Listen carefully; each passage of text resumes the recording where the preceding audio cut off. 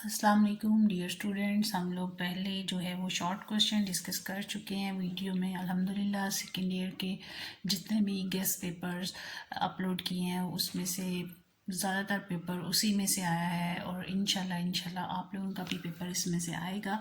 तो हम लोग अब इस वीडियो में लॉन्ग क्वेश्चन अकाउंटिंग के जो हैं वो डिस्कस कर लेते हैं कि इसमें कौन कौन से हमारे पास लॉन्ग क्वेश्चन है।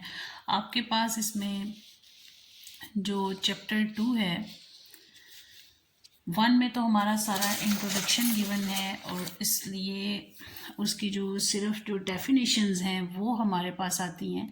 तो चैप्टर 2 में हमारे पास इसके लॉन्ग क्वेश्चंस देखते हैं कौन कौन से लॉन्ग क्वेश्चंस हैं हमारे पास। इसमें ट्रांजैक्शन एंड अकाउंटिंग इक्वेशन हमारे चैप्टर का नाम है। इसमें जो न्यूमेरिकल है हमारे पास जो आपका अकाउंटिंग इक्वेशन का चैप्टर है उसमें जो ओल्ड एडिशन है, जैसा कि आपको पता है कि इसमें वो बुक रिवाइज एडिशन आया है, जैसे मैंने ओल्ड और न्यू दोनों का बताया है। जो ओल्ड एडिशन है उसमें 3, 5 और 6 क्वेश्चन अकाउंटिंग इक्वेशन का, और जो न्यू एडिशन है उसमें 3, 5, 6 और 7 क्वेश्चन है। तो ये आपका सेकंड चैप्टर से हो गया। फिर आपका थर्ड चैप्टर जो टी अकाउंट्स वाला है उसमें से क्वेश्चन नहीं आता होता। अब जर्नल का देख लेते हैं। जो आपका फोर्थ चैप्टर है journal the original book of entries, ये मैंने सारी क्वेश्चंस की वीडियोस अपलोड की हुई हैं और बहुत सारे स्टूडेंट्स ने देखी भी होंगी। तो इसमें न्यूमेरिकल्स जो हैं वो प्रॉब्लम नंबर 5, 10, 11, 12 ओल्ड एडिशन से है। प्रॉब्लम 5, 10, 11, 12, 13, 14 न्यू एडिशन से, क्योंकि उन्होंने जो चीज़ें हैं तो वही बस अमाउंट्स थोड़ी चेंज की हैं और उन क्वेश्चंस को जो है वो थोड़ा लंबा कर दिया, उसमें थोड़े उन्होंने मज़ीद ट्रांजेक्शन्स को ऐड कर दिया है तो क्वेश्चन इंक्रीज़ किए हैं। तो उस तरह वो 5, 10, 11, 12, 13 और 14, ये 13 और 14 जो न्यू क्वेश्चन थे ये भी मैंने अपलोड कर दिए थे आई थिंक। फिर इसमें लेजर है आपके पास fourth chapter main book of account. तो इसमें इलस्ट्रेशन जो है वो 4 और प्रॉब्लम आपने कौन सी करनी है 3 एंड 4, यानी 2 सवाल। ये 3 प्रॉब्लम ज़्यादा आ सकती है क्योंकि 4 वाला तो बहुत लंबा क्वेश्चन हो जाता है और ये नहीं आएगा इंशाल्लाह। आपको 3 अगर आया तो 3 आएगा। वैसे अगर आप लोग ये अकाउंटिंग इक्वेशन, जर्नल, लेजर और बिल ऑफ एक्सचेंज अगर स्किप भी करना चाहें तो कर सकते हैं अगर आपने बाकी चैप्टर्स किए, क्योंकि इसमें से क्वेश्चन तो आना ही आना है।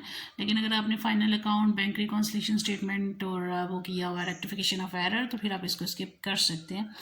इन 3 चैप्टर्स में से जो आपका चैप्टर नंबर 2 है, चैप्टर 4 है और ये लेजर वाला आपका जो चैप्टर 5 है, इन 3 सवालों में से आपके इन 3 सवाल इन्हीं 3 चैप्टर्स में से आ जाते हैं। और कभी कभी ऐसा होता है कि इन तीनों चैप्टर में से सिर्फ एक क्वेश्चन आता है, नहीं तो ज़्यादातर इन तीनों चैप्टर में से आपके 2 सवाल आ जाते हैं। फिर बेटा आपके पास है next chapter bill of exchange. तो बिल ऑफ एक्सचेंज में जो आपके इलस्ट्रेशन 2, 4, 8, 10, 11, 14 है और प्रॉब्लम नंबर है 5, 6, 12, 14। जो गुजरांवाला बोर्ड के, लाहौर बोर्ड के, साहिवाल बोर्ड के बच्चे हैं, फैसलाबाद उसके जो है फैसलाबाद, पिंडी फेडरल बोर्ड के बच्चे हैं, वो सिर्फ ये 14 तक कर लें। जो बहावलपुर वाले बच्चे हैं उन्हें ये आगे भी करने पड़ेंगे क्योंकि उनके बोर्ड में ये आ जाते हैं सवाल। तो फिर आपके पास चैप्टर 8 है कैश बुक और बैंक रिकॉन्सिलेशन स्टेटमेंट वाला। इसमें भी जो गुजरांवाला बोर्ड के बच्चे हैं वो इलस्ट्रेशन 7, 8, 9, 11, 12 करें। जो बहावलपुर वाले हैं और मुल्तान बोर्ड वाले वो 4 भी करें और वो प्रॉब्लम 3 भी इसमें से देख लें। बाकी बच्चों के लिए 8, 10, 11, 13, 14, 15, 16, 18, 19, 20, 21 ये वाले देखें। Gujranwala board, Lahore board, Sahiwal board, Multan board, Sargodha board, उसमें आपकी ये वाली जो है वो ज़्यादा इम्पोर्टेंट है। और बहावलपुर वाले जो है वो उनके लिए ये लास्ट वाले क्वेश्चन और ये 11 क्वेश्चन, 15 क्वेश्चन उनके लिए ज़्यादा इम्पोर्टेंट है। बहावलपुर वालों का जो पेपर है वो थोड़ा वो उसमें वो लेंथी क्वेश्चन जो है वो ऐड कर देते हैं, जबकि बाकी बोर्ड्स वाले ऐसा नहीं करते हैं। जितने भी मैंने ये पास्ट 11 से 10 से 11 ईयर के पेपर देखे हैं उसमें मैंने यही चीज़ नोटिस की है। अब आपका हम देखते हैं चैप्टर फाइनल अकाउंट का। एक आपका फाइनल अकाउंट का चैप्टर होता है विद एडजस्टमेंट और एक होता है विद आउट एडजस्टमेंट। मैं अपने स्टूडेंट्स को दोनों चैप्टर करवाती होती हूँ, क्योंकि जब आप विद एडजस्टमेंट वाला करते हैं तो आपके कॉन्सेप्ट इतने क्लियर नहीं होते जो आप विदाउट एडजस्टमेंट वाला ना किया हो। तो इसलिए मैं इन्हें दोनों करवाती हूँ ताकि उनके कॉन्सेप्ट क्लियर हों और फिर जाकर वो एडजस्टमेंट वाली बात कर सके। लेकिन पेपर में आपको जो आता है वो विद एडजस्टमेंट वाला चैप्टर आता है, जो चैप्टर 11 है आपका।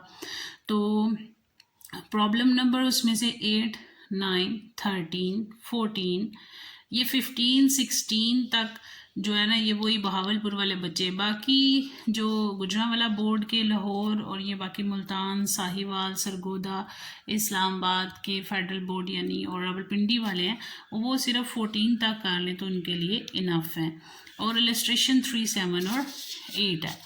बाकी कैपिटल एक्सपेंडिचर और रेवेन्यू एक्सपेंडिचर बहुत ही आसान तरीन आपका चैप्टर है। इसमें जस्ट आपको 3 स्टेटमेंट्स याद करना पड़ती हैं, जिसमें एक आपको कैपिटल एक्सपेंडिचर के लिए, एक रेवेन्यू एक्सपेंडिचर के लिए और एक डेफर्ड रेवेन्यू एक्सपेंडिचर के लिए, और या फिर एक कैपिटल रिसीट के लिए आपको एक स्टेटमेंट याद करना पड़ती है। और वो हर एक में वही स्टेटमेंट यूज़ हो जाती है। जैसे मैंने अपनी क्वेश्चंस जो मैंने सॉल्व किए हैं उसमें भी बताया हुआ है कि वो एक ही स्टेटमेंट जो है हर एक, ये 4 जो पॉइंट इसमें बार बार आ रहे होते हैं, हम वो सेम लिख के जो उन्होंने ट्रांजैक्शन दी होती है उसको लिख के हम उसके आगे वो स्टेटमेंट लिख लेते हैं और हम 20 के 20 नंबर इसमें से ले सकते हैं। तो ये इलस्ट्रेशन नंबर 1 और प्रॉब्लम 3, 6, 8, 9 और 14 ये आपने तैयार करनी है। फिर आपके पास है last 15 chapter rectification of error. इसमें आपके न्यूमेरिकल इलस्ट्रेशन जो आ जाती है 6, 7, 8, 9 है। और जो प्रॉब्लम नंबर है 7, 8, 9, 10, 11, 12, 13 और 14। तो अच्छे तरीके से इन क्वेश्चंस को तैयार करें, इंशाल्लाह आपका पेपर बहुत अच्छा होगा और बहुत अच्छे मार्क्स आएंगे। Best of luck students. बहुत ध्यान से पेपर करना, अपने दोस्तों के साथ, अपने जो आपकी क्लास फेलोज़ हैं उनके साथ। चैनल का लिंक शेयर करें, सब्सक्राइब करें। Thank you. और मज़ीद इसमें वो बाकी भी जो आपके पेपर होंगे उनके भी इंशाल्लाह गैस पेपर अपलोड हो जाएंगे। Thank you. अल्लाह हाफिज़।